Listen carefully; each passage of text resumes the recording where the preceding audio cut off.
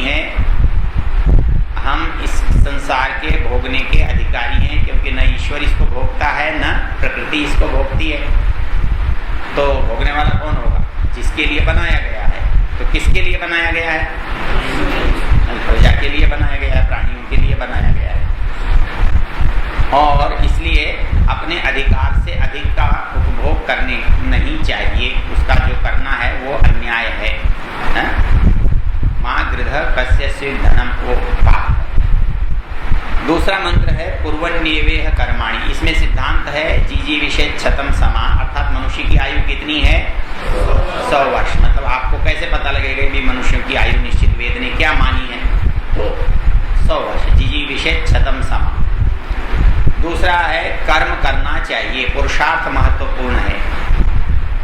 पूर्वन्यवेह कर्माणि। तीसरी बात है कि उस कर्म में आसक्ति नहीं होनी चाहिए। बिना आसक्ति के यदि कर्म करोगे तभी उसमें लिप्त नहीं होगे, नहीं तो लिप्त हो जाओगे। तो इसमें 3 बातें आई। 100 वर्ष जीने की इच्छा करनी चाहिए, निरंतर कर्म करते रहना चाहिए, और कर्म कैसे होने चाहिए? निष्काम होने चाहिए। तीसरा मंत्र है असुरिया तमसावृता। इसमें कहा गया है जो मनुष्य अपनी आत्मा का हनन करता है, अपनी आत्मा की आवाज को दबाता है, आत्महीनता के भाव से पीड़ित होता है, वो क्या होता है? अंधकारमय लोगों को प्राप्त होता है। इसलिए मनुष्य को कभी निराश नहीं होना चाहिए, अपनी आत्मा के विरुद्ध आचरण नहीं करना चाहिए। ठीक है। चौथा था अनेज देखा, वो परमेश्वर का स्वरूप है। परमेश्वर एक है, ये कैसे मालूम पड़ा? एकम। वो सर्वव्यापक है, कैसे मालूम हुआ? अनेजत, अर्थात जाना आना उसका बनता है जो जहां न हो। हम बाहर थे, यहाँ नहीं थे, यहाँ आ गए। अब यहाँ हैं तो बाहर नहीं है, यहाँ से चले जाएंगे तो यहाँ नहीं होंगे। तो जाना आना जो सर्वव्यापक नहीं है उसका होता है। और इसलिए मनुष्य की तरह परमेश्वर जाता आता नहीं, अनेजत। और मनसोजवीय क्यों कहा? वो पहले से ही विद्यमान है, मतलब हमारा मन पहुंचे उससे पहले वो पहुंचा हुआ है, इसलिए कहा मनसोजवीय। इसलिए लेकिन इतना होने पर भी नैन देवा आपनुवन, वो पहले पहुंचे हुए को, यहाँ हुए को भी देवा न आपनुवन, देव इंद्रियां उसे प्राप्त नहीं कर सकती। नैन देवा आपनुवन पूर्वमर्षत, वह तद्धावतो अन्यानत्येति, वो सबको पीछे छोड़ देता है और सारे कर्मों को वो संपादित करने वाला है। मतलब जो कर्म जहाँ पूरी दुनिया में हो रहे हैं वो सब किससे हो रहे हैं? परमेश्वर से हो रहे हैं, क्योंकि क्रिया जो है वो चेतना से होती है। और 5वां मंत्र था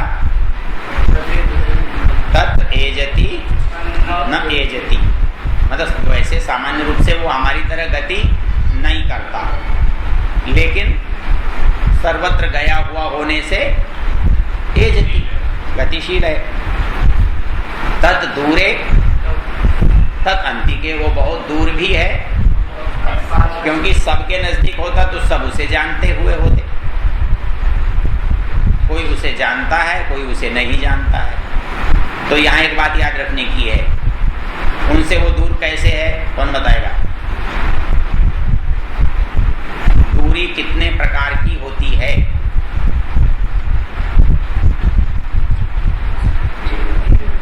दूरी 3 प्रकार की होती है। कौन कौन सी? स्थानगत, समयगत और ज्ञानगत। आप पूछ रहे हैं मेरा पेन कहाँ गया, पेन कहाँ गया, आपके पास ही पड़ा, दूसरा कहता है ये पड़ा ना। तो ये दूरी कैसी थी? ज्ञान, हमारे ज्ञान में नहीं पास में होने पर भी मालूम नहीं पड़ता था। और महाभारत हुआ, ये दूरी कैसी है? समयगत। और यहाँ से अमेरिका दूर है, ये दूरी स्थानगत। मतलब हमसे कोई दूर तीन ही कारणों से हो सकता है। एक दूरी होती है स्थानगत, दूसरी दूरी होती है समयगत, और तीसरी दूरी होती है ज्ञानगत। तो यहाँ कहता है तद दूरे, जो ज्ञानी हैं उनके तो पास में है, और जो अज्ञानी हैं उनसे वो सबके अंदर है और सबके बाहर भी है। छठे मंत्र में था यस्तु सर्वाणि आत्मन्येवानुपश्यति। आत्मनि मतलब अपने में देखता है, और सर्वभूतेषु चात्मानम, और सब प्राणियों में आत्मा को, यहाँ जीवात्मा या परमात्मा, मतलब जैसा मैं हूँ वैसे सब हैं। ये सोचना है कि मेरी आत्मा को कष्ट होता है तो दूसरे को भी कष्ट होगा, और जैसा दूसरे हैं वैसा मैं हूँ। तो ये कहता है आप यस्तु सर्वाणि भूतानि आत्मन्येवानुपश्यति, देखता है। दोबारा मतलब जानना और उसको पक्का करना, अनुपश्यति। सर्वभूतेषु चात्मान, या परमेश्वर को सब भूतों में और अपने अंदर देखना। न विजुगुप्सुते या न विचिकित्सति, वो पाप नहीं करता। सातवां था यस्मिन् सर्वाणि भूतानि आत्मैवाभूत विजानता। वो कहता है जब आत्मा में सबको और सब में आत्मा को देख लेता है तो क्या होता है? आत्मैवाभूत, फिर तो फर्क ही कुछ नहीं रहता अपने में और दूसरे में। जैसे हम वैसे दूसरा, जैसा दूसरा वैसे हम। आत्मैवाभूत, वो आत्मा ही हो जाता है, आत्मतुल्य हो जाता है। तो इसलिए कहता है कि वहां पर मोह और शोक दोनों ही नहीं होते, वहां एकत्व का भाव रहता है, आत्मत्व का भाव रहता है। तो परमेश्वर के बारे में कौन से मंत्र चल रहे थे? चौथा, पांचवां, छठा, सातवां और आठवां, कितने हुए? तो ईशोपनिषद के ये 5 मंत्र जो हैं वो किस बात को बताते हैं? ईश्वर के स्वरूप को। तो 4 में तो हमने देख लिया, 5वां मंत्र पढ़ो। स शुक्रमकाय मव्रणमस् कविर्मनीषी परिभुस्वयंभूर्याथा प्रत्ययो नान्वेदधात् शाश्वतीभ्यः समाभ्यः। अब यहाँ एक वैसा ही सर्वनाम आ रहा है स। ये स का क्या अर्थ होता है संस्कृत में? वह, अर्थात जिसकी ऊपर चर्चा हो चुकी है, चल रही है। स क्या किया, इसकी क्रिया ढूंढो तो कहां पर है?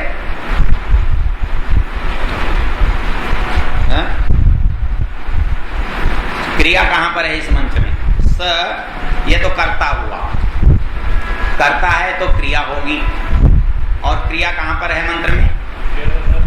हाँ, आप तो थोड़े पूछा है। हाँ बच्चों, क्रिया कहां पर है? कौन सा अक्षर है देखो तो?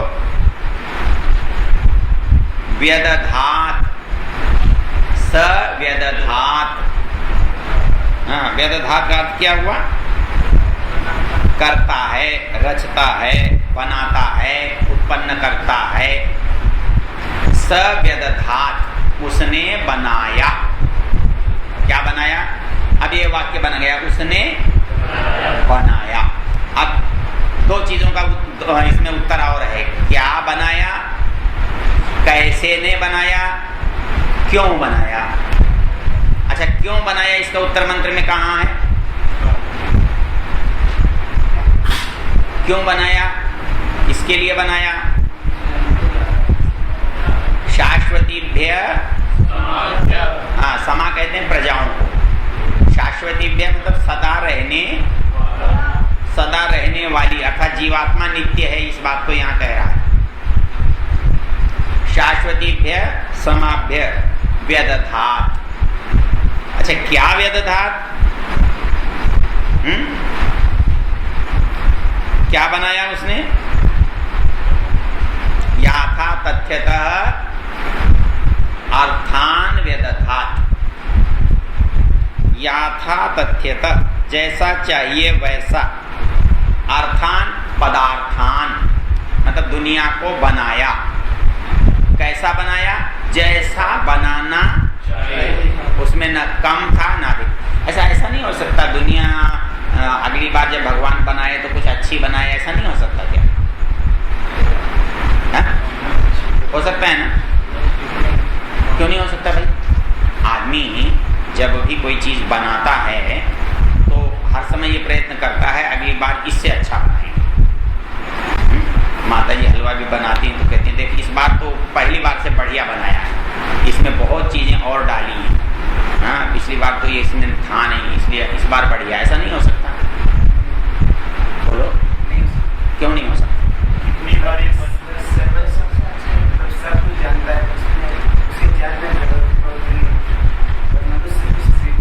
हाँ, मनुष्य का ज्ञान घटता बढ़ता रहता है, इसलिए इसका बनाया हुआ भी बदलता रहता है।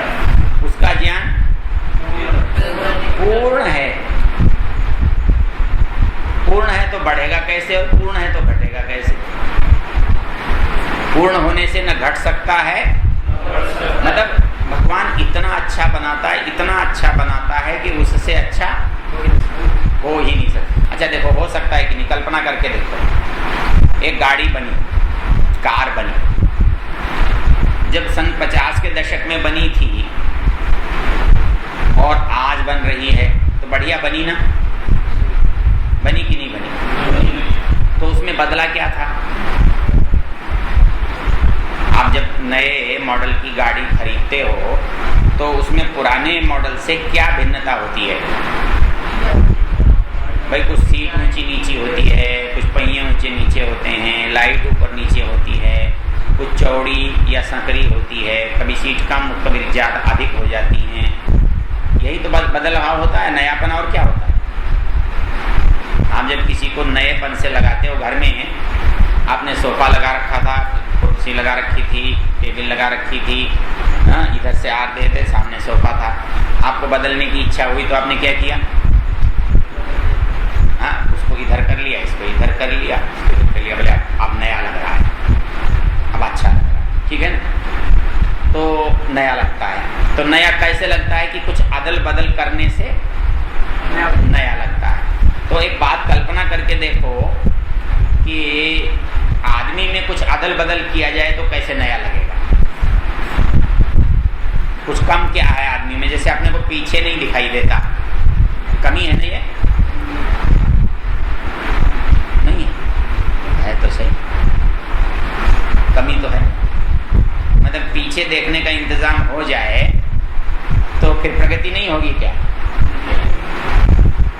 भाई? कुछ ऊपर देखने का, पीछे देखने का इंतजाम, तो दो आंख इधर लगा दें तो ठीक नहीं रहेगा? क्या विचार? मंजूर नहीं है भाई? आपको दो आंखों का वरदान दे, वो पंचतंत्र में कौन सा है? मंथर कौली का क्या है?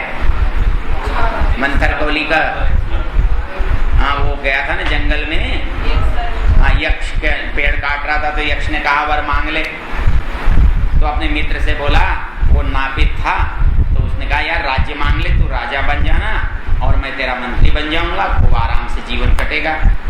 तो बोला अच्छा मैं अपनी पत्नी से पूछी। पत्नी बोलाए नाई को कोई अकल होती है क्या? बोले तू ऐसा करना कि कपड़ा बुनता है ना तो 2 हाथों से कम बुन पाता है, तो तू ऐसा करना 4 हाथ मांग लेना, दुगना बुना करेगा। तो उसको लगा कि पत्नी की समझ ज़्यादा है। उसने जाकर यक्ष से कहा कि तू मुझे वरदान देना चाहता है? बोले हाँ, तो मुझे 2 हाथ और दे दे। तो उसने 2 हाथ, 2 आँख, 2 कान, 2 सिर अलग दे दिए। फिर क्या हुआ? गांव में आया, और गांव में आया तो लोगों ने राक्षस समझ के मार डाला। तो इसलिए मंथर कौलिका वाला हाल हो जाएगा। उसे लोग क्या समझेंगे कि ये तो आया गलत आप। इसके लिए ब्रह्मा जी का एक बहुत अच्छा उदाहरण स्वामी जी देते हैं। क्या बोला? लोग कहते हैं ब्रह्मा जी के 4 मुंह थे। स्वामी जी क्या कहते हैं? स्वामी जी क्या कहते हैं? बोले सोने में बड़ी तकलीफ होती होगी, क्योंकि किधर से भी मुंह करोगे तो नाक तो दबेगी। तो भगवान यदि कुछ लगा सकता, इधर की चीज इधर भी लगा देता, तो जो इधर से जो काम होते हैं लेटने बैठने सोने, वो तो गड़बड़ हो ही जाते ना। फिर सीट कैसी बनती मोटर की, सोचो तो।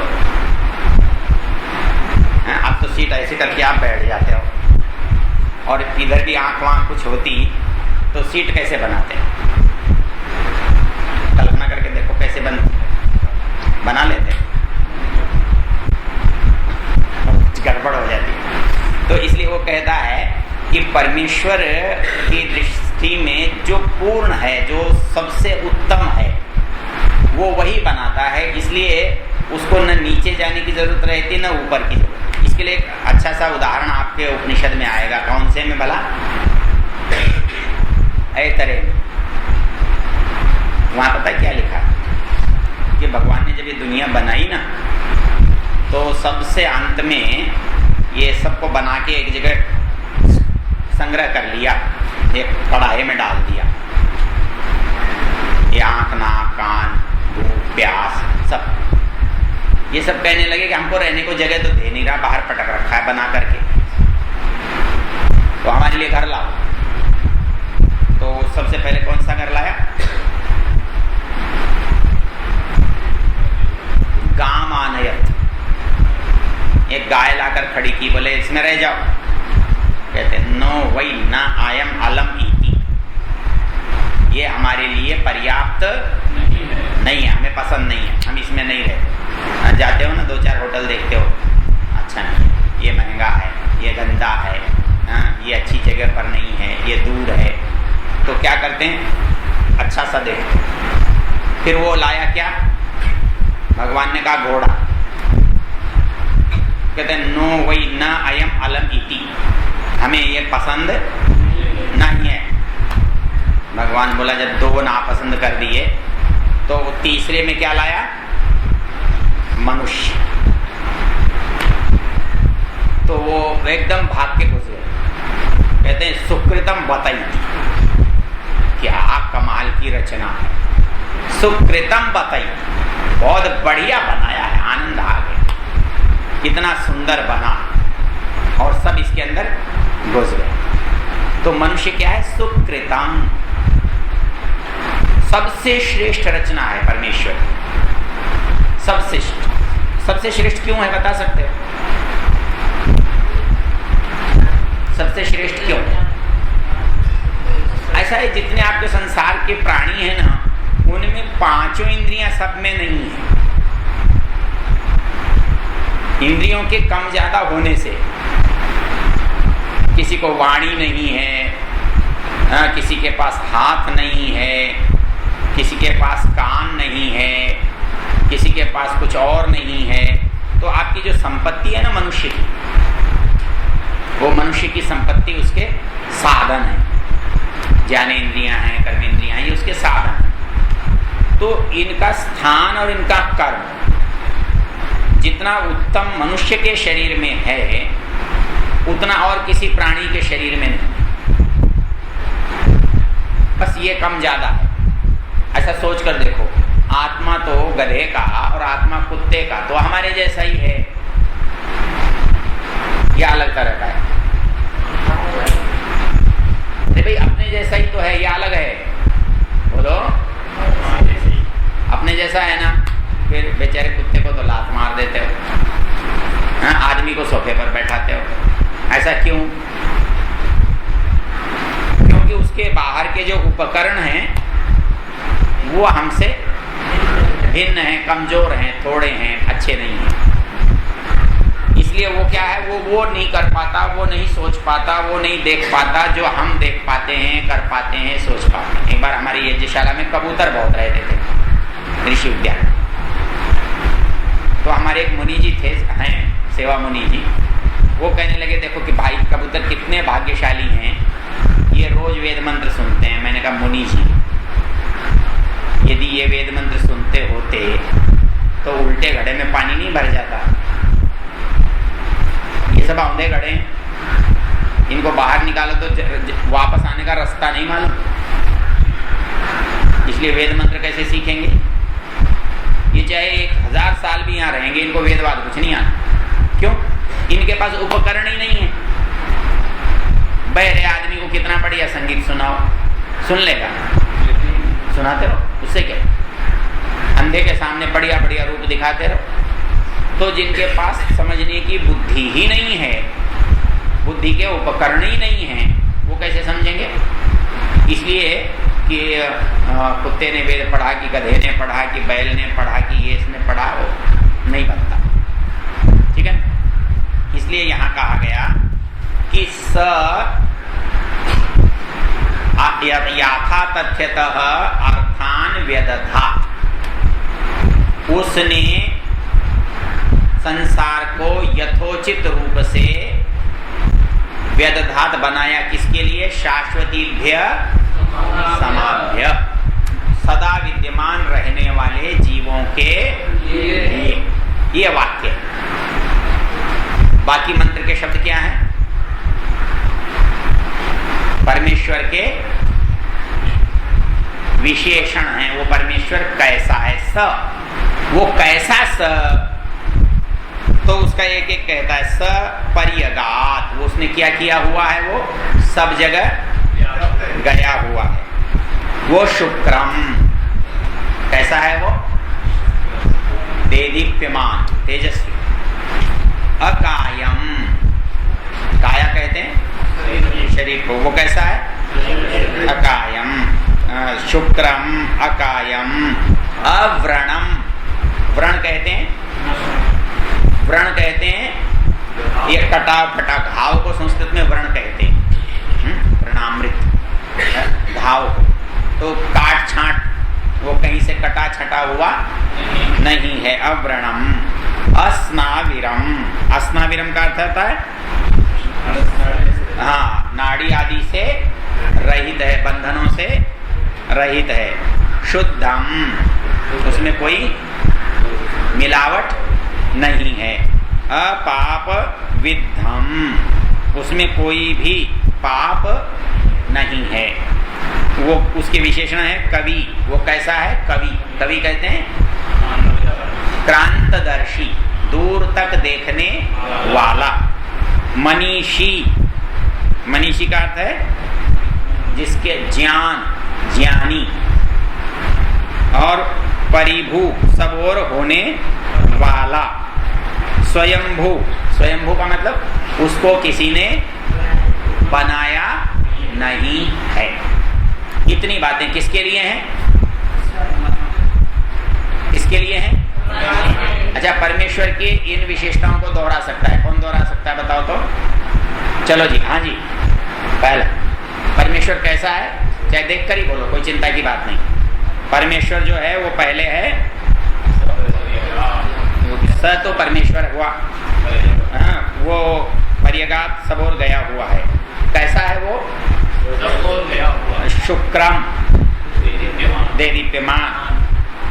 अकायम, अव्रणम, अस्नाविरम, शुद्धम, अपापविद्धम, कवि, मनीषी, परिभू, स्वयंभू। ऐसा वो परमेश्वर, उसने क्या किया? अर्थान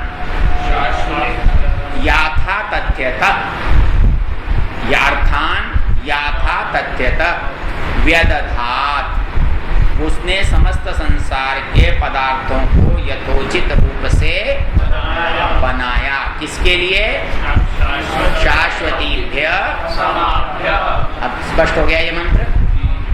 तो इसमें परमेश्वर कैसा है, परमेश्वर क्या करता है, ये सारी बातें इसमें आ गई। तो ये 5 मंत्र किसके हुए?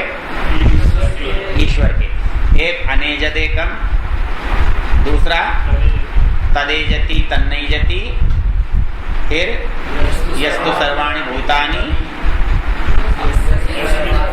हाँ, और सपर्यगात। ये 5 मंत्र हैं। मतलब ईश्वर के बारे में और कुछ ज्यादा जानने की कोई आवश्यकता नहीं। इन 5 मंत्रों को अर्थ सहित जान लो, ईश्वर के बारे में सब आ जाए। ठीक है, तो ये हमारा आधा हो जाता है। अब आगे मैंने बताया था बहुत आसान तरीका, बचे मंत्रों को कैसे बांटोगे, कैसे बांटोगे बताया था मैंने। 3 को एक बार में, 3 को एक बार में।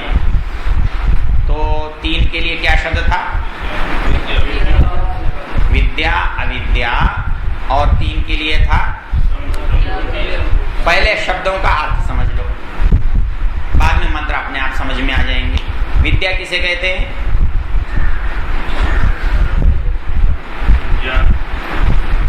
विद्या किसे कहते हैं? नहीं मालूम। और अविद्या किसे कहते हैं? तो यहां तो बात ही गलत हो जाएगा। यदि आपके शब्दों का अर्थ लिया जाए, अविद्या का मतलब अज्ञान और विद्या का मतलब ज्ञान, तो ये कहता है कि दोनों जानने चाहिए, फिर कैसे करोगे? हाँ बोलो। और जो अविद्या है उसको क्या कहेंगे? देखो, बस इस ईशोपनिषद पढ़ने का आपको एक यही लाभ होने वाला है कि यहाँ अविद्या का अर्थ अज्ञान नहीं है, ये समझ लो। देखो कैसे समझोगे, इसमें एक उपनिषद है मुंडक, आगे आप पढ़ोगे, और उस मुंडक उपनिषद में एक प्रश्न उठाया है। और प्रश्न क्या उठाया है उसको यहाँ देखते हैं लगे हाथों, क्योंकि पढ़ना तो है ही, समझ में आ जाएगा। वो ये कहता है कि परमेश्वर के बारे में उसमें विशेष रूप से जानकारी है। तो प्रसंग वहां ये चल रहा है, ब्रह्मा देवानां प्रथमः संबभूव। ब्रह्मा देवताओं में पहला था। मतलब ज्ञान का जो प्रारंभ हुआ, जिस व्यक्ति के पास सारा ज्ञान इकट्ठा हुआ और जिससे प्रचलित हुआ, उसको शास्त्र में क्या कहते हैं? ब्रह्म। चतुर्मुख उसको इसलिए कहते हैं कि चारों वेद पढ़ा हुआ है, वेद मुख तुल्य हैं, इसलिए 4 मुख जिसके हैं, मतलब चारों वेद जिसने। तो इसमें चलते चलते एक प्रश्न पूछा है, और प्रश्न ये पूछा है, कस्मिन्नु भगवो विज्ञाते सर्वम इदम विज्ञातम भवतीति। महाराज मुझे ऐसी चीज बताओ कि जिसके जानने पर सब कुछ जान लिया जाए। एक चीज बताओ जिससे सब समझ में आ जाए। तब वो उत्तर देता है, तस्मै स होवाच। उसको उसने कहा, द्वे विद्ये वेदितव्ये, द्वे विद्ये वेदितव्ये। उसको वहां पर कहा है पराचैव अपराच। परा और मतलब विद्या और अविद्या, परा और अपरा, और भी इसका एक नाम आएगा। कहता है द्वे विद्ये वेदितव्ये इति हस्म यद ब्रह्म विदो वदन्ति पराचैव अपराच। परा यया तद अक्षरम अधिगम्यते। परा का मतलब होता है जिससे परमेश्वर की प्राप्ति होती हो। और अपरा फिर कौन सी हुई? जिससे संसार का ज्ञान होता हो। और आश्चर्य की बात पता है क्या? जो अपरा में क्या गिनाया है? हाँ, आश्चर्य की अपरा में वेद गिनाए हुए हैं। तो इसका मतलब कैसे निकालोगे कि फिर परा कोई और है क्या? यही विद्या है। मतलब पहले इससे संसार जाना जाता है और इससे ही ईश्वर जाना जाता है। तो दोनों विद्याओं का आधार वेद है। ये कहता है तत्र अपरा ऋग्वेदो यजुर्वेदः सामवेदो अथर्ववेदः शिक्षा कल्पो व्याकरणम निरुक्तम छंदो ज्योतिषमिति और परायया तद अक्षरम अधिगम्यते। अब कोई सामान्य व्यक्ति आपसे प्रश्न करता है, भाई वेद में तो अपरा है, परा तो विद्या का कारण वेद नहीं बना, तो क्या कह दोगे? ठीक है। नहीं, ऐसा है कि परा और अपरा, परा की प्राप्ति वेद से ही होती है और अपरा की भी वेद से ही। सब सत्य विद्या, तो संसार में क्या असत्य विद्या थोड़ी है? वो भी तो क्या है, भौतिक है तो है, आत्मिक है तो भी है, विद्या तो दोनों है। फिर इनको विद्या और अविद्या क्यों कहा? फिर संसार की विद्या को अविद्या क्यों कहा? इसलिए कि ये लक्ष्य नहीं है, ये जीवन का लक्ष्य नहीं है, उद्देश्य नहीं है, ये साधन है। कोई व्यक्ति साधनों में ही फंसा रह जाए और लक्ष्य तक नहीं पहुंचे तो ये उसके लिए अविद्या ही तो है। तो अविद्या और विद्या दो शब्द हैं, समझ में आए? विद्या का मतलब हुआ परमेश्वर का ज्ञान और अविद्या का मतलब यहां पर होता है सांसारिक ज्ञान, भौतिक ज्ञान। सांसारिक ज्ञान भी कहने से उतना आनंद नहीं आता, भौतिक ज्ञान। तो भौतिक ज्ञान जो है वो अविद्या और आत्मिक ज्ञान विद्या। इसके तीन मंत्र हैं। तो इसको विद्या विद्या का दूसरा नाम क्या बताया? बोलो। परा और अपरा। अपरा में, परा में एक शब्द आया है, यया तत् अक्षरम अधिगम्यते। अक्षरम ये शब्द कहीं पढ़ा है आपने? कहाँ पढ़ा है बताओ तो? वर्णोच्चारण शिक्षा में पढ़ा है ना? पूरा बोलो।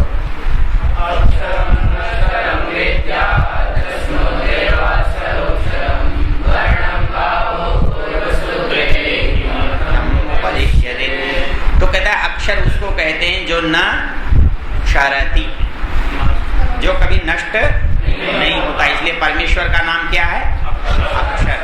तो फिर ये जो वर्ण है इनको अक्षर क्यों कहते हैं? इनका भी नाश, तो नाश नहीं होता तो आपने बोला और नष्ट हो गए, अब क्या करोगे? ये अपने मूल में व्याप्त रहते हैं, आप तो केवल उनको प्रकट करते हो और फिर वो अंतर्धान हो जाते हैं। जैसे कोई आदमी सामने आया तो ये थोड़ा ही वो पैदा हुआ और वो चला गया तो वो मर गया, बल्कि दिखाई दिया और नहीं दिखाई दिया।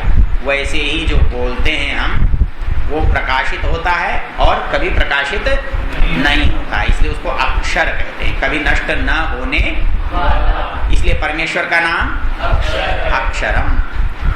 तो विद्या और अविद्या दो शब्द समझ में आ गए। अगले दो मंत्र हैं, उनमें विशेष शब्द क्या है? संभूति और असंभूति। क्या है? संभूति नहीं, संभूति और।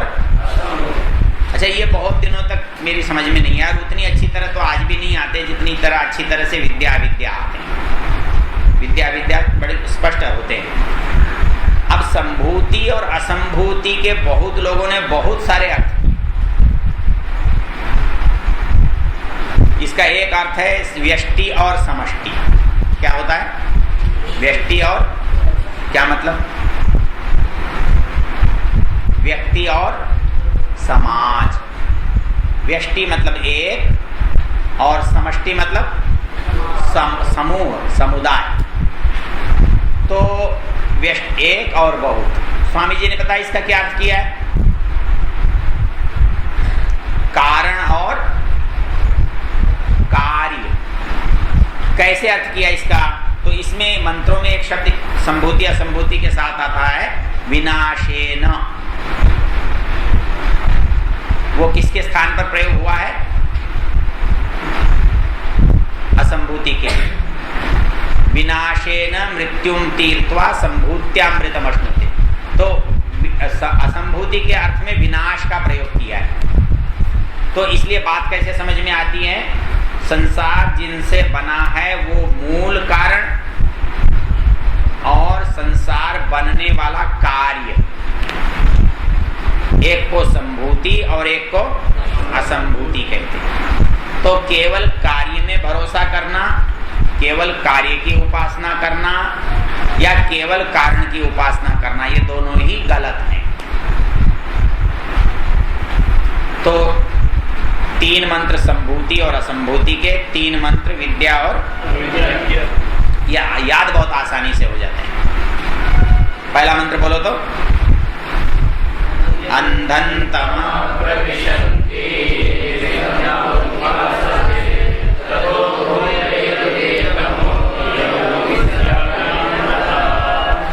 अब यहाँ देखो, ये कहता है अंधन तमः प्रविशन्ति ये अविद्याम उपासते। अंधन तमः गहरे अंधकार में, प्रविशन्ति प्रविष्ट करते हैं, पड़ जाते हैं, ये अविद्याम उपासते जो अविद्या की उपासना करते हैं। और ततो भूय इवते तमो, और भी गहरे अंधकार में पड़ जाते हैं जो केवल विद्या। अब देखो कैसे अर्थ करोगे विद्या और अविद्या का। जो केवल अविद्या की उपासना करते हैं वो गहरे अंधकार में पड़ते हैं, और जो केवल विद्या की उपासना करते हैं वो उससे भी ज्यादा गहरे अंधकार में पड़ते हैं। आ जाएगा ना, समझने में मुश्किल हो जाएगी। तो ऐसे स्थानों में ये वर्तमान कोश काम नहीं करता।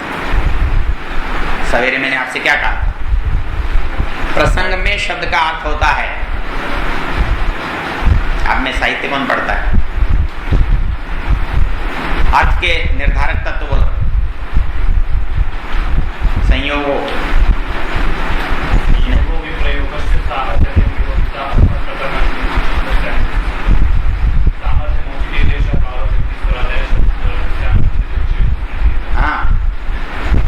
संयोगो विप्रयोगश्च साहचर्यं विरोधिता अर्थः प्रकरणं लिंगम शब्दस्य अन्यस्य सन्निधि सामर्थ्यम औचिति देश कालो व्यक्ति स्वरादय। कहता है 18 चीजें हैं जिनसे अर्थ का निर्धारण होता है। तो महाभाष्य में स्वर वाला उदाहरण है कौन सा? यहाँ वाक्य बोलो। यथेन्द्र शत्रु स्वरतोपराधा। इंद्र शत्रु शब्द है, इंद्र शत्रु। अब इंद्र शत्रु शब्द का अर्थ क्या है? देखो संस्कृत में क्या है या हिंदी में भी, हम जब शब्द बोलते हैं तो अर्थ उसके विग्रह से निकलता है। इंद्र शत्रु जो है समस्त शब्द है। राज पुरुष, राज पुरुष किसको कहते हैं? सिपाही को कहते हैं। इसमें शब्द का अर्थ न राजा है न पुरुष है। पुरुष होता तो किसी को भी पकड़ लाते, और राजा होता तो राजा को पकड़ लाते। न तो यहाँ राजा को पकड़ कर लाया जाता है, न किसी अरे गहरे आदमी को पकड़ कर लाया जाता है। क्या करना पड़ता है? सिपाही को पकड़ के लाना पड़ता है। तो यह अर्थ कैसे निकला? इसका विग्रह करना पड़ता है समास का। समास का विग्रह पढ़ा है ना? नहीं पढ़ा भाई। समास तो जुड़े हुए पद को कहते हैं, और जब उसको तोड़ना पड़ता है तो कैसे तोड़ते हैं? विग्रह करना पड़ता है, और विग्रह करते समय उसमें क्या करना पड़ता है? विभक्ति लगानी पड़ती है जो अर्थ देती है। अर्थ का निर्धारण वहां से होता है। तो कहता है यथेन्द्र शत्रु में विभक्ति कौन सी लगाओगे, इसका निर्धारण कैसे होगा? तो वो कहता है यहां ये देखो कि वेद के ऊपर स्वर कौन सा लगा हुआ है। क्यों कि यहाँ यदि तत्पुरुष समास मानोगे तो स्वर अलग होगा और बहुव्रीहि समास मानोगे तो स्वर अलग होगा, और स्वर गलत लगने से अर्थ गलत हो जाएगा। बहुव्रीहि समास करोगे तो इंद्र है शत्रु जिसका, और वैसे होगा इंद्र का शत्रु, तो स्वर के कारण से अर्थ गड़बड़ हो गया। तो ये कहता है कि कोई कोई चीज शब्दों का अर्थ का नियंत्रण करती है, और वो अर्थ का नियंत्रण करने वाली चीजें हमको मालूम होनी चाहिए, नहीं तो प्रसंग के बिना अर्थ का पता ही नहीं चलता। तो अर्थ प्रकरणम, यहाँ प्रकरण किसका चल रहा है उसके हिसाब से अर्थ होगा। उदाहरण देता है, देवः जानाति। अब देव का सामान्य अर्थ क्या होता है? भगवान को कहते हैं। अब यहाँ जो आदमी है वो किसको कह रहा है? राजा को कह रहा है, देव जानाति। महाराज आपको तो पता ही है। तो देव शब्द का क्या लेना है ये प्रसंग से। इसका सबसे अच्छा उदाहरण स्वामी जी देते हैं। कौन सा? लवणम थोड़ी लिखा है वहां। हाँ, लवणम को घोड़े को थोड़ी कहते। सैंधवम आनय। तो सैंधव के दो अर्थ क्या क्या? हाँ, भोजन के समय तो घोड़ा ले आए और जाने के समय नमक की पुड़िया ले आए। सैंधवम आनय, सैंधव लेकर आओ। तो नौकर बहुत समझदार, दरवाजे में खड़ा था तो नमक लाके दे दिया, और भोजन के लिए बैठा था तो घोड़ा लेने चला गया। अनर्थ होता है, इसलिए क्या? प्रकरणम। तो उससे ही यहाँ विद्या और अविद्या का अर्थ प्रकरण से लेना पड़ेगा। तो यहाँ अविद्या का अर्थ है सामान्य ज्ञान, और विद्या का अर्थ है परमेश्वर का विशेष ज्ञान। तो जो केवल सामान्य ज्ञान में पड़े हैं वो तो अंधकार में ही पड़े हैं, लेकिन यदि सामान्य ज्ञान के बिना परमेश्वर के ज्ञान में पड़े हैं तो वो और भी गहरे अंधकार में पड़े हैं, क्योंकि भौतिक ज्ञान से ही सामान्य विशेष ज्ञान की प्राप्ति होती है। भाई, संसार में परमेश्वर के कार्य करने से परमेश्वर प्रसन्न होता है। संसार में परमेश्वर की आज्ञा पालन करने से परमेश्वर प्रसन्न होता है। संसार के साधनों का सदुपयोग करने से परमेश्वर की प्राप्ति होती है। तो इसलिए जो केवल अविद्या में है वो भी अंधकार में है, और जो केवल विद्या में है वो भी उससे भी गहन अंधकार में है। मंत्र फिर पढ़ के देखो।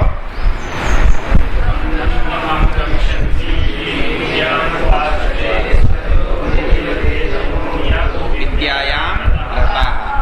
अब अगला मंत्र बहुत आसान है। अन्य देवाहु विद्यया अन्यदाहु इति शुश्रूमधीराणां येन सतत। कहता है जो विद्वान इस विद्या और अविद्या के भेद को जानते थे, जिन्होंने इस विद्या अविद्या के रहस्य को समझा था, उन्होंने क्या किया? अन्य देवाहु विद्यया। विद्या के ज्ञान से कुछ और लाभ होता है और अविद्या से कुछ और प्राप्ति होती है। अन्यत एव आहु, अन्य देवाहु विद्यया और अन्यत आहु अविद्यया। इति शुश्रूमधीराणां येनस्तद्विचक्षिरे। हम ज्ञानी मनुष्यों से ऐसा सुनते हैं जिन्होंने इस विषय को जाना, समझा, विवेचित किया। क्या हुआ उनका अर्थ? अगला मंत्र देखिए। विद्यांच तद्वेदो भयं सः विद्यया अविद्यया मृत्युं तीर्त्वा। अविद्या से मृत्यु को पार किया जाता है और विद्या से अमृत को प्राप्त किया जाता है। तो अविद्या व्यर्थ नहीं। जो मृत्यु क्या है? यहीं पर रहना, संसार में बने रहना। तो अविद्या मृत्युम तीर्त्वा, संसार को जानकर, संसार की निस्सारता को समझकर मृत्युम तीर्थवा, इसकी निस्सारता को समझ लिया। और विद्या अमृतम अश्नुते, विद्या से अमरता को, परमेश्वर को, अक्षर को, नित्य को प्राप्त कर लेता है। तो विद्या और अविद्या दो शब्द आप समझोगे तो ये तीनों मंत्र अपने आप आसानी से समझ में आ जाए। ठीक है, ठीक समझ में आ गया। चलो अब अगले जो मंत्र हैं वो है क्या है, संभूति और कारण और कार्य। मतलब केवल कारण की उपासना भी नहीं की जा सकती और न केवल तो कार्य और कारण जो दोनों को जानते हैं, दोनों को समझते हैं, दोनों का उपयोग करते हैं, वो तत्वज्ञ हैं और दूसरे मूर्ख। उदाहरण चलिए, अंधन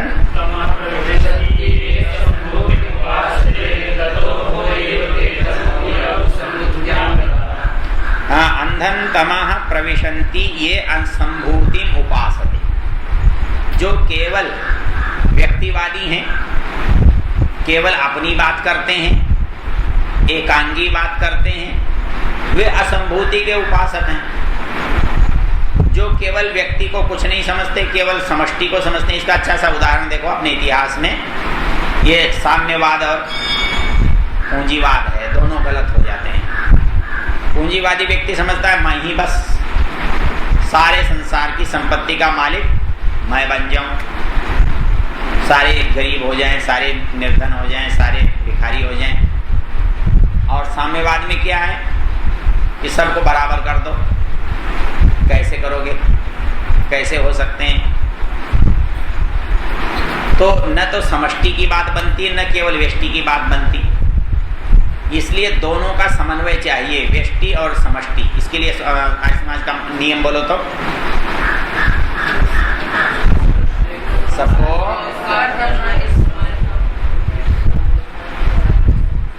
सबको अपनी ही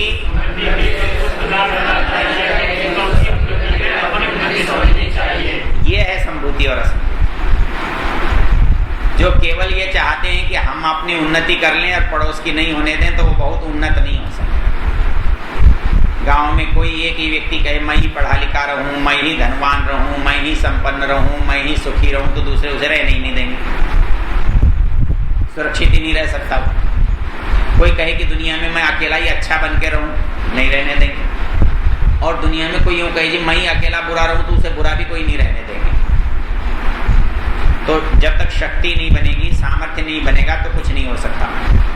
तो इसलिए स्वामी जी महाराज कहते हैं कि जो केवल संभूति की उपासना करते हैं वो भी अविद्या के गर्त में हैं, और जो असंभूति की उपासना करते हैं वो भी अविद्या के गर्त में। इसलिए अगला मंत्र क्या कहा, पढ़िए। अन्य देवा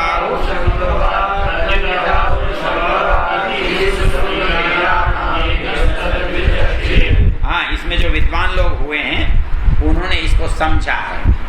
अर्थात जिन्होंने व्यष्टि को समझा, जिन्होंने समष्टि को समझा, जिन्होंने व्यक्ति को समझा, जिन्होंने समाज को समझा, जिन्होंने कार्य को समझा, जिन्होंने कारण को समझा, वो जो एकत्व को और सबको समझा, वो उन लोगों ने क्या देखा कि जो केवल एकत्व की बात करते हैं वो भी गलत करते हैं, जो केवल सबकी बात करते हैं वो भी गलत करते हैं। तो जो दोनों की बात करते हैं वो ठीक करते हैं। इसलिए संभूति और असंभूति दोनों को जानते हैं, वही लोग वास्तव में कुछ जानते हैं और कुछ करते हैं। तो इति शुश्रूमधीराणाम येनस्तद विचक्षिरे, वो विद्वान जिन्होंने इसको समझा वो ही इस बात को अच्छी तरह बता सके, जान सके, समझ सके। ठीक है, चलिए। यस्तद्वेदो भयं सः, फिर वही की वही पंक्ति है, केवल शब्दों का अंतर है, दो शब्दों का अंतर है।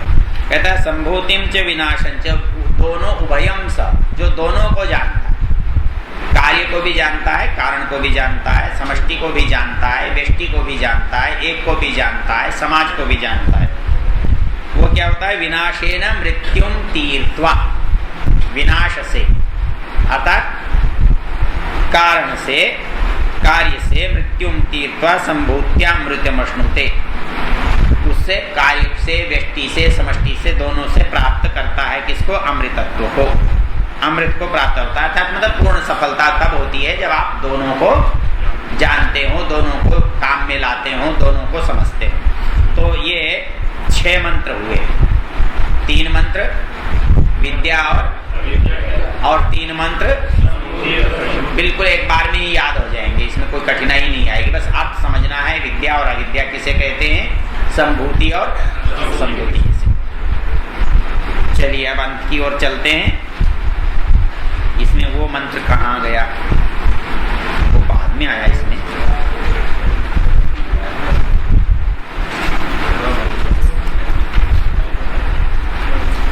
अब जो इसमें जो यजुर्वेद में अंत में आता है ना, वो इसमें पहले है। पढ़िए, हिरण्मयेन सत्यस्य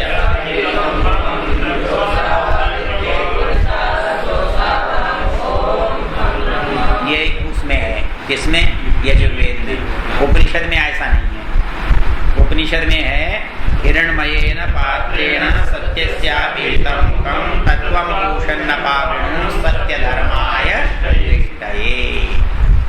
अब ये कहता है कि संसार में अंतर क्या पड़ता है? ये सब धर्मात्मा, सब तत्वज्ञानी, सब ईश्वर जानने वाले क्यों नहीं बनते? इसके लिए संध्या रहस्य एक पुस्तक है, देखिए किसी ने, चमुपति जी। उसका जो प्रारंभ है वो कैसे होता है मालूम? उन्होंने प्रारंभ बहुत अच्छे ढंग से, उन्होंने कहा कि एक बार भगवान ने जब अपनी दुनिया बनाई तो इसमें आदमी को नहीं भेजा। तो क्योंकि भगवान का क्या है, आदमी जो है उसकी प्रजा है, संतान है, पुत्र है। तो संतान को जब पता लगा कि पिताजी ने कोई बहुत बढ़िया रचना की है, तो जैसे बच्चे अपने माता पिता से कहते हैं, पिताजी हमें दिखाओ, हमें बताओ। तो मनुष्य ने कहा कि सुना है आपने कोई बहुत बढ़िया दुनिया बनाई है, हमको भी दिखाओ। उन्होंने ध्यान ही नहीं किया। फिर आग्रह किया, फिर आग्रह किया, और अंत में बच्चों की बात फिर क्या होता है, वो होता है ना बाल हट, तो फिर बच्चों की बात माननी पड़ती है। तो उन्होंने सोचा ये अकेला है, छोटा है, इसको भेज देंगे दुनिया में तो उलझ कर रह जाएगा। तो उन्होंने अपने सेवकों को बुलाया। सेवक कौन है? हाँ, अग्नि, जल, वायु, भाई संसार के जो पदार्थ हैं यही परमेश्वर के सेवक हैं।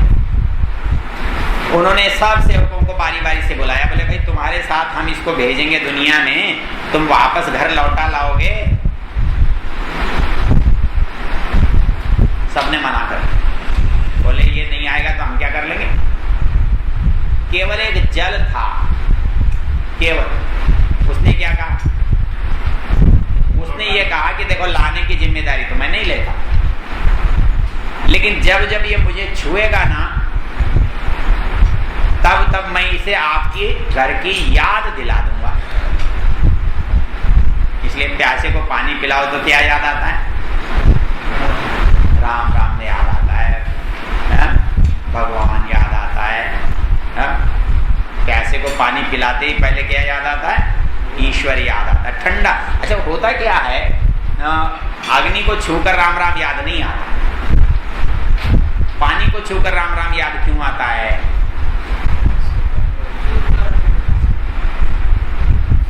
उपासना जो है वो 2 परिस्थितियों में होती है, उसके बिना नहीं होती। शांति और शीतलता। मतलब संध्या में क्यों नहाना चाहिए? नहाने से कोई भगवान थोड़ी मिलता है, लेकिन आप कहते हो जी बिना नहाए संध्या कर रहा है। नहाने का संध्या से क्या संबंध है? नहाने का संध्या से संबंध है क्या? इस पर एक सुंदर सी घटना कहां पर है? पंडित लेखराम जी के जीवन में। पुराने समय में आज की तरह ट्रेन तो थी नहीं, आज से 70 साल पहले की ट्रेन सोचकर देखो कैसी होती है।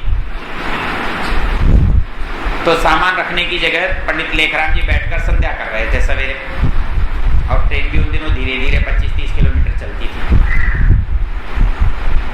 तो नीचे बैठे हुए उनके एक मित्र बोले, देखो ऊपर देखो, पेशावरी संध्या हो रही है। ये पेशावरी संध्या क्या होती है? पेशावर क्या है? पंडित लेखराम जी थे ना वहां के, पेशावर के, तो वो संध्या कर रहे थे। बोले देखो पेशावरी संध्या हो रही है।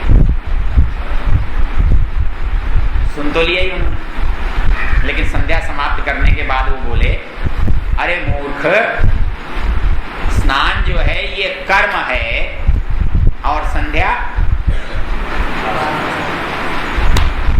स्नान कर्म है और संध्या धर्म है।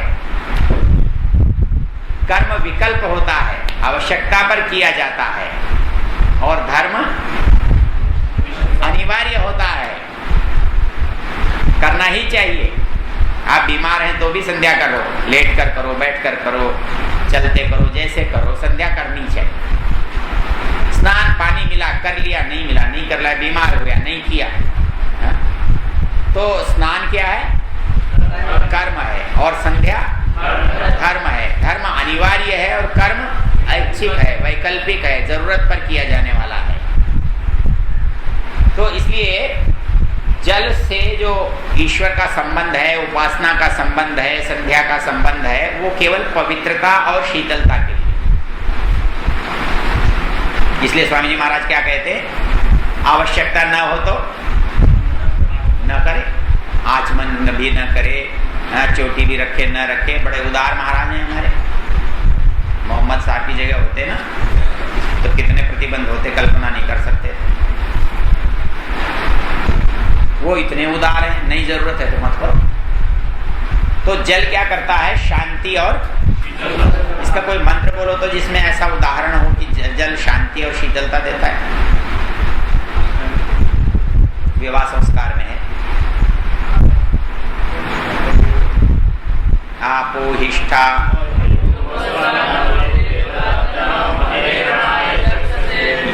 योवश्चिवतमो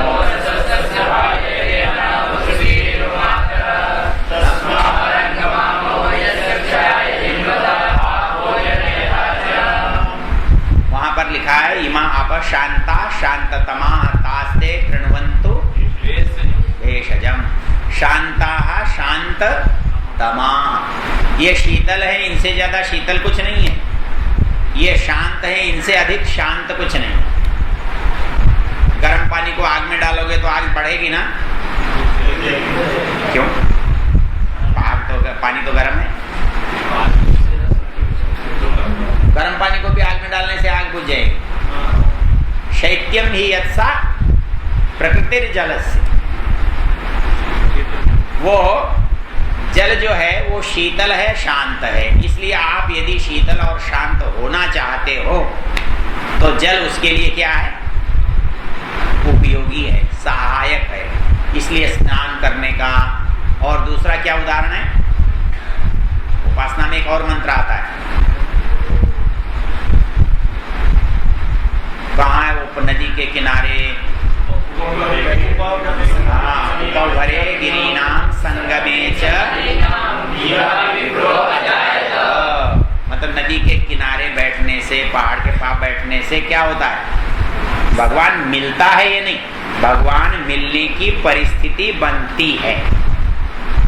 मतलब मनुष्य शांत होता है, शीतल होता है, उसके बिना उपासना नहीं हो सकती। इसलिए तो हम चर्चा ये कर रहे थे कि भाई यहाँ संसार में आकर के खो जाते हैं। क्यों खो जाते हैं? हिरण्मयेन सत्यस्यापि हितं मुखम। आदमी वस्तु पर जितना खर्च करता है उससे अधिक पैकिंग पर करता है। आजकल जितना उद्योग है ना, जितना व्यवसाय है, उसकी जो लागत है ना, लागत वो वस्तु से ज्यादा पैकिंग पर आती है, विज्ञापन पर आती है, बाकी फालतू चीजों पर आती है। तो मनुष्य जो है आकर्षित बाह्य उस पर होता है, रूप पर, तो वह संसार में इसलिए फंस जाता है। हिरण्मयेन सत्यस्यापि हितं मुखम।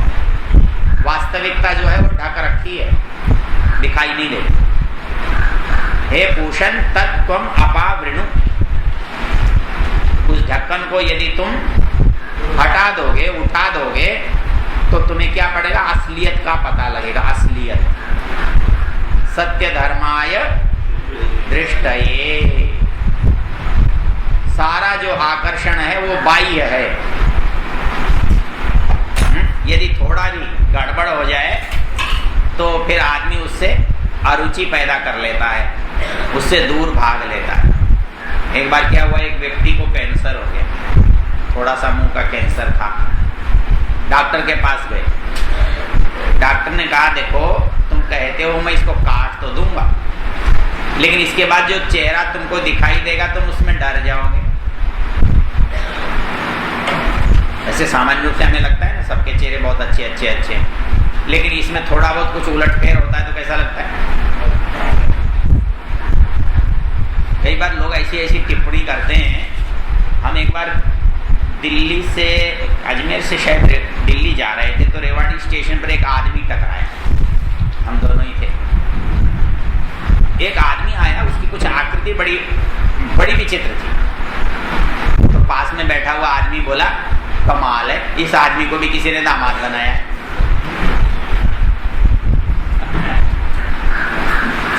लोग इतने हंसे। टिप्पणी तो बहुत हो सकती थी पर उसने बड़े अंदाज से टिप्पणी की। तो क्या होता है कि हिरण्मयेन पात्रेण सत्यस्यापि हितम, जो बाह्य स्वरूप है वो बाह्य स्वरूप थोड़ा सा भी हट जाए तो उसकी असलियत सामने आ जाती है। तो संसार का जो बाह्य स्वरूप है वो सुंदर है। क्यों? कि फिनिशिंग टच तो सबका ही सुंदर होता है। नहीं, ये जो फर्श बनता है इसमें ईंट पत्थर रोड़े कचरा पता नहीं क्या क्या भर देते हैं और उसके बाद अच्छा सा चिकना सा पत्थर लगा देते हैं और हम सोचते बहुत सुंदर है, और वो कहीं से उखड़ जाए ना तो सारी सुंदरता धरी रह जाती है। ये दीवार प्लास्टर के कारण अच्छी लग रही है। तो हिरण्मयेन पात्रेण सत्यस्यापि हितम, हमें सारी दुनिया जो है इसी तरह से ढकी हुई है, सुंदरता से ढकी हुई है, असलियत छिपी हुई है। तो कहता तत्वम पोषण न पावरण, उसको जरा एक बार उगाड़ दो तो वास्तविकता सत्य धर्माय दृष्टये वो पता लग जाएगा। अब एक मंत्र इसमें है, वो केवल इस उपनिषद में ही है, उसमें नहीं है। बदलाव किया है वेद से जो कुछ भी बदलाव किया है वो समझाना उसका उद्देश्य है। बात फिर उस सवेरे वाली है, कौन सी भला? निरुक्त याद करो। साक्षात साक्षात्कृत धर्माणो ऋषयो बभू ते अवरेभ्य असाक्षात्कृत धर्मभ्य उपदेशेन मंत्रान् संप्रादु उपदेशाय ग्लायन्तो अवरे बिल्म ग्रहणायमं ग्रंथम समाम्नासिषुर्वेदं च वेदांगानि च। अब इसमें 3 स्तर के लोग हैं। पहला है जिन्होंने भगवान से सीधा ज्ञान लिया, साक्षात्कृत धर्म, जिन्होंने धर्म को साक्षात किया था, वो थे साक्षात्कृत धर्माणो ऋषयो बभूवु, सीधा ज्ञान प्राप्त। अब क्या किया? ते अवरेभ्य असाक्षात्कृत धर्मभ्य, बाद वाले, कैसे बाद वाले? असाक्षात्कृत धर्मभ्य, जिन्होंने साक्षात ज्ञान प्राप्त उनको उन्होंने क्या किया? उपदेशाय, उपदेश किया। उपदेशेन मंत्रान् संप्रादु, उन्होंने उपदेश से मंत्रों को उन तक पहुंचाया। उसके बाद हमारे जैसे और आ गए जो पढ़ने लिखने में बड़े आलसी थे, उनको पढ़ना लिखना अच्छा ही नहीं लगता था, तो भले लोगों को व्याख्या करनी पड़ी, ग्रंथ बनाने पड़े, अलग अलग छांटने पड़े, विषय छोटे छोटे करने पड़े, क्योंकि ज़्यादा नहीं पढ़ सकते तो थोड़ा थोड़ा पढ़ लें। तो बिल्म ग्रहणाय उपदेशाय ग्लायन्तो अवरे, जो उनसे भी पीछे आए वो कैसे थे? उपदेशाय ग्लायन्त, पढ़ने से बहुत परेशान थे, पढ़ने में बहुत जोर पड़ता था, उपदेश उनके लिए भारी पड़ता था, बस पढ़ने बैठे नहीं नींद आती। उपदेशाय ग्लायन्तो अवरे, तो बिल्म ग्रहणायम ग्रंथम समामनाशिषु, उन्होंने बिल्म कहते हैं ज्ञान को, उनके ज्ञान के लिए हमारे ऋषियों ने ग्रंथों की रचना की। अब यहाँ देखो एक शब्द है, फिर उसका अर्थ बताना। वेदम च वेदांगानी च, और वेद बनाए और वेदांग बनाए। आप बोलो क्या करोगे? वेद शब्द का अर्थ यहाँ क्या करोगे? क्यों महाराज तीसरी पीढ़ी में वेद बने? हो सकता है वेदों को लिखा दो ना। ऐसी जगह क्या होता है, पुराना जो काम आता है, मतलब जो कुंजी वाले लोग हैं ना, रहस्य बताने वाले, वो ऐसी जगह काम आते हैं। क्योंकि साक्षात्कृत धर्माण ऋषय एक पीढ़ी, अवरेभ्य साक्षात्कृत में उपदेशन मंत्रान संप्रादु दूसरी पीढ़ी, उपदेशाय ग्लायन तो अवरे बिल्म ग्रहणायम ग्रंथम समामनाशिषु तीसरी पीढ़ी, और तीसरी पीढ़ी में वाक्य है वेदम च। तो फिर क्या करोगे बताओ, इसका जवाब कैसे दो? आप बोलो पंडितों। लिखे वाले आता टीका में एक हमारे वेदपाल जी ने सबसे पहले मुझसे सवाल पूछा था, तो उसका क्या है, फिर एक बार निरुक्त मैंने खुद पढ़ा ना, तो वो टीका में लिखा हुआ, जो देवराज यजुआर है ना, उसकी टीका में लिखा हुआ है यहाँ वेदम ब्राह्मणम वेदम ब्राह्मणम, मतलब वेद का अर्थ यहाँ क्या है? क्यों भला, ऐसा क्यों? ब्रह्म कहते हैं वेद को, और ब्राह्मण कहते हैं वेद के व्याख्यान को। तो अत्यंत निकटता के कारण, वेदों की अत्यंत निकटता के कारण ब्राह्मण को वेद, तो ब्राह्मणानी वेदांगानी च। नहीं तो बड़ा उलझना पड़ता, जवाब देते नहीं बनता।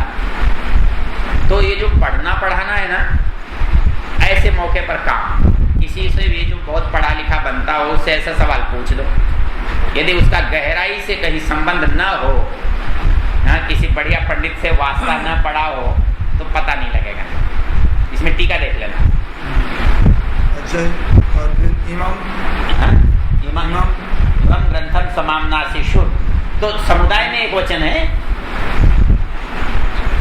वेदम च, वेदम तो पहले है या वो अपने निरुक्त को कह रहे हैं ना, निरुक्त को क्यों कहेंगे? वेदम अच्छा वेदांगानी च, वो तो वेदांग में आएगा पहले ग्रंथम समामनाशिषु ना, ये तो साक्षात्कृत धर्माण ऋषियों से जुड़ी हुई बात है, अपने से पुरानी बात कह रहे हैं वो।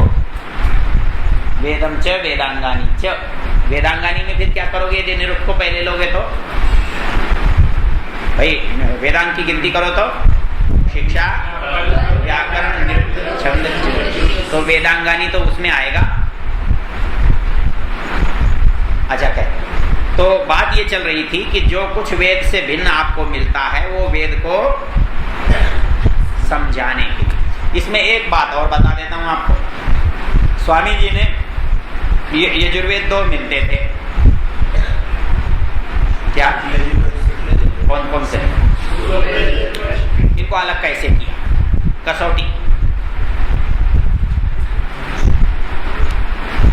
कसौटी क्या कि ये वेद है और ये वेद नहीं है, बताओ।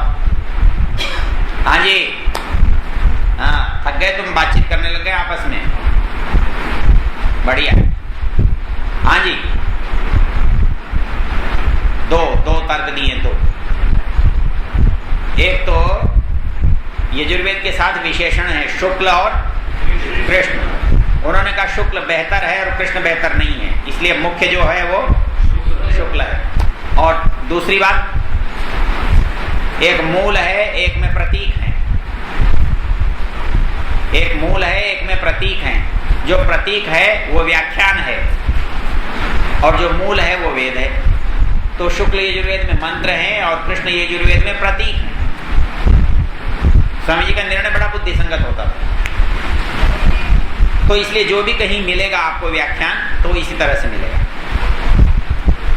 तो तत्वं पोषण न पावृणु हिरण्मयेन पात्रेण सत्यस्यापि हितं मुखं तत्वं पोषण न पावृणु सत्य धर्माय दृष्टये। अगला मंत्र याद है? पूषण एकर्षे यम सूर्य प्राजापत्य व्यूह रश्मि समूह तेजो यत्ते रूपम कल्याणतमं तत्ते पश्यामि यो सासौ पुरुषः सो अहमस्मि। पूषण, पूषा कहता एकर्षे, एक ऋषि, यम नियमों को रखने वाला, सूर्य दिखाने वाला, प्राजापत्य प्रजाओं का पालन करने वाला, व्यूह फैलाने वाला, रश्मियों को समूह इकट्ठा करने वाला, जो तेरा तेज है, तेरा रूप है, वह कल्याणकारी है, उसको मैं देखता हूँ। वो कल्याणकारी रूप कौन सा है? पश्यामि यो असौ, यह पुरुष परमात्मा, स वह अहम अस्मि। अब यहाँ गड़बड़ हो जाता है। यो असाव अस्मि सो अहम अस्मि, यो असाव असौ पुरुष सो अहम अस्मि। अब यहाँ क्या करोगे? जो वह पुरुष है वह मैं हूं। यहाँ आप कैसे करोगे?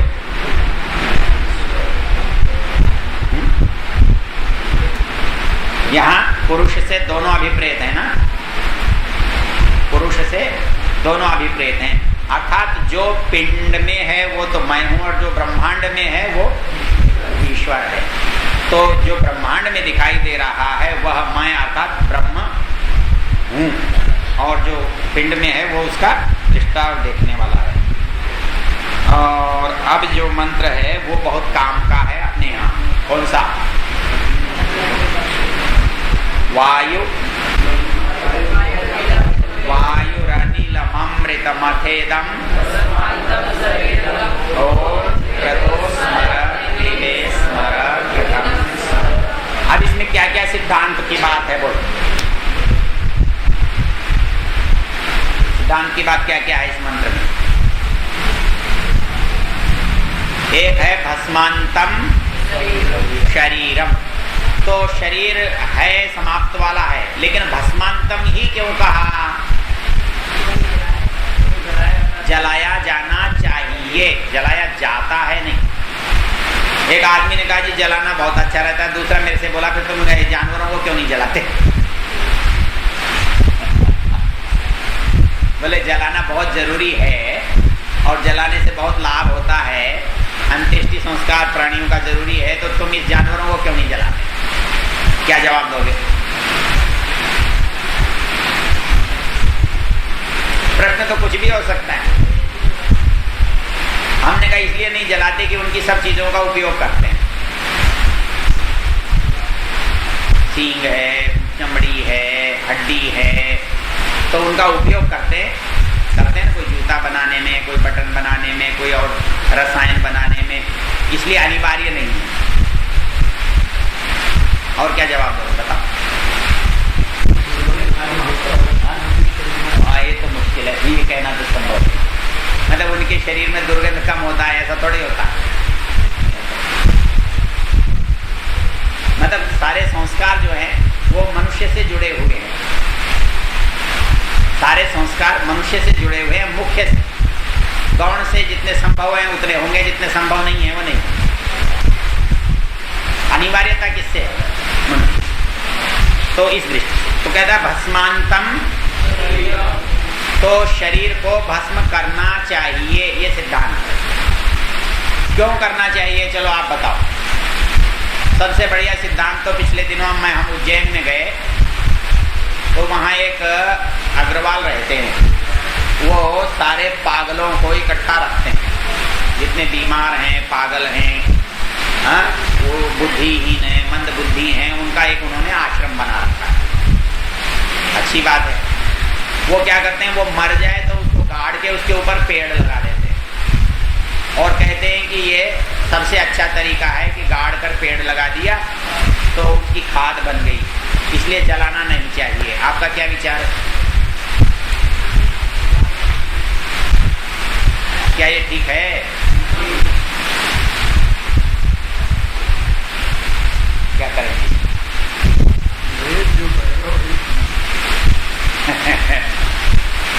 ऐसा है कि इसमें अशुद्धि, मतलब अशुद्धि को दूर करने के लिए भस्मांतम अनिवार्य है।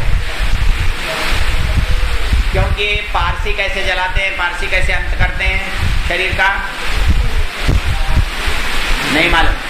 पारसी जो है शरीर को किसी ऊंची जगह पर डाल देते हैं, वो कुआं बनाते हैं, उसके अंदर सरिये लगे रहते हैं, जाल है, जाल के ऊपर शव को रख देते हैं, पक्षी खाते रहते हैं, कीट खाते रहते हैं और हड्डियां नीचे गिर जाती हैं, सूख जाती हैं। तो इसलिए उनका कहना है कि ये उपयोग हो जाता है शरीर का। क्या ये ठीक है? क्यों?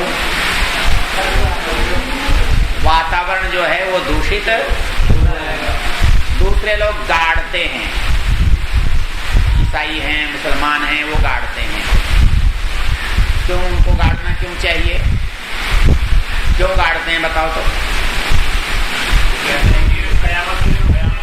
मतलब वो उनकी ओर से अंतिम नहीं है, उनको फिर उठना है, इसलिए उठना है, इसलिए वो खत्म नहीं होंगे। खत्म हो गए तो उठेंगे कैसे? अच्छा, उन भले आदमी को ये पूछे 6 महीने में ही कैसे उठ जाएगा वो? अब तक कितने जगह मरकर गड़े थे और वो जमीन ही नहीं बची, लेकिन उनका सिद्धांत है। दूसरे लोग जल समाधि देते हैं, जैसे साधु मरते हैं ना, तो साधुओं को क्या करते हैं? जल में डालते हैं। इसमें क्या है? वो कहते हैं मछलियां खा जाएंगी। ठीक है,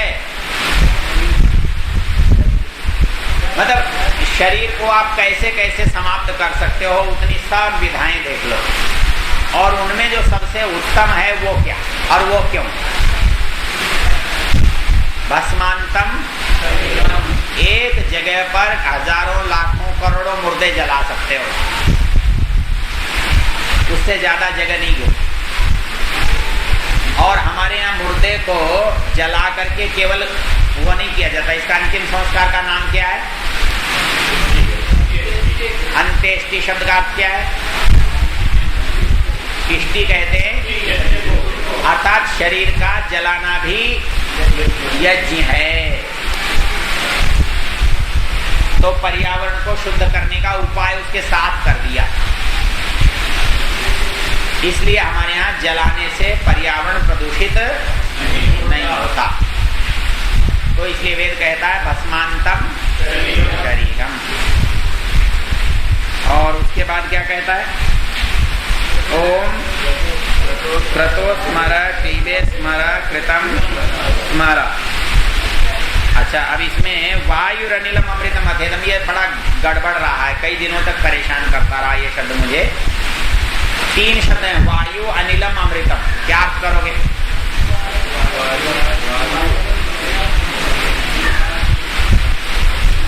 वायु अनिलम अमृतम,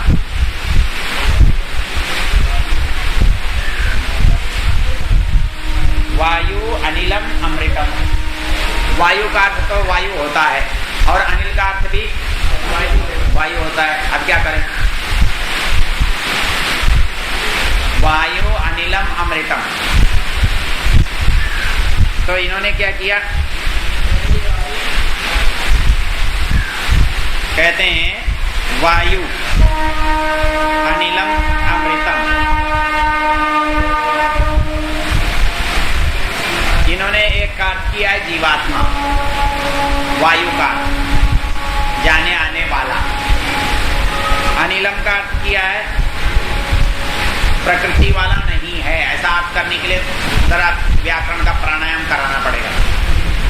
और अमृतम, लेकिन स्वामी जी महाराज इसका ऐसा अर्थ नहीं करते। वो कहते हैं एक कारण वायु और एक कार्य वायु, वो ऐसा अर्थ करते। तो कहता है कि जो शरीर तो भस्मांत है और दूसरा जो है वो क्या है? अमृतम, वो मरता नहीं है। तो इसलिए हे जीव तुम कृतो स्मर, परमेश्वर का स्मरण कर। कृतम स्मर, कहीं क्लीबे स्मर है और कहीं कृतम स्मर, 2 बार। तो जो किया है उसका स्मरण कर, जो कारण है आधार है उसको याद कर। इसका मतलब ये होता है कि मृत्यु के समय में संपूर्ण जीवन में जो किया गया है उसका कहते हैं पूरा स्मरण हो जाता है, चित्त आ जाता है। तो यदि अंतिम समय में कोई ओम का स्मरण करे तो ओम को प्राप्त होता है, लेकिन अंतिम समय में होता वो है जो जीवन भर किया है। ये आएगा प्रश्नोपनिषद में, प्रयाणांतम ओंकारम ध्यायेति, जब मरने लगे तब ओंकार का ध्यान कर, वो नहीं कर। तो वायुरनिलम अमृतम अथेदम भस्मांतम शरीरम ओम क्रतो स्मर क्लीबे स्मर कृतम स्मर। ये मंत्र आपको याद ही है, कौन सा वाला? अग्निनय सुपथाराये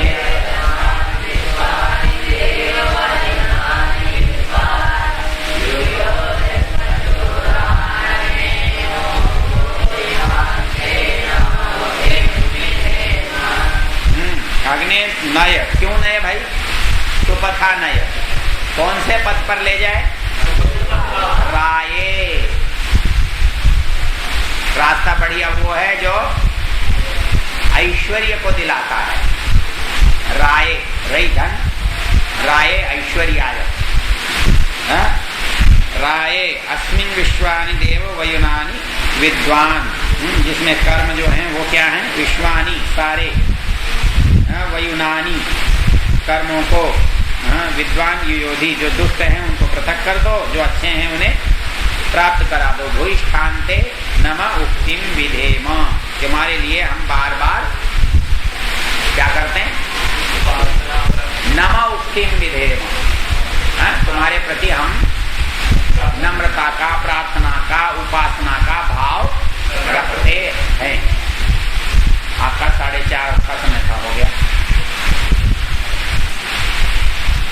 अब इसमें कोई सवाल पूछना हो तो पूछ, इसको बंद कर दें। कैसे यहाँ दबा दें बस।